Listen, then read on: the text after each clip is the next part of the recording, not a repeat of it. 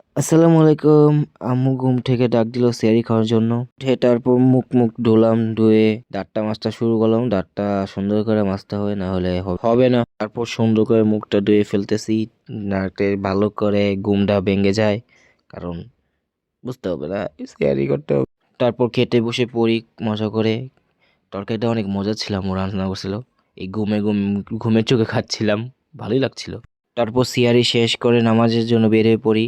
মসজিদের দিকে উঁচু করে মসজিদ নামাজের জন্য দাঁড়িয়ে পড়ি। নামাজ পড়ে এসে যে ঘুমিয়ে পড়ি, তারপর এই যে মাত্র উঠি, ওইটা এখন কর্ম কি সেটাই বুঝতে পারতেছি না। দেখি কি করতে পারি। গোসলে ঢুকে যাই, যেহেতু নামাজের সময় হয়ে গেছে, তো গোসল করে নামাজে চলে যাব।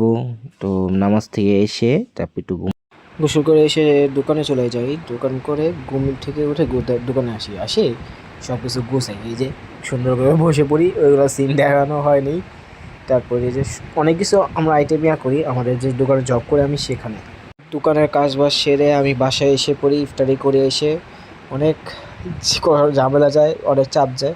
তো আজকে এই পর্যন্ত, আল্লাহ।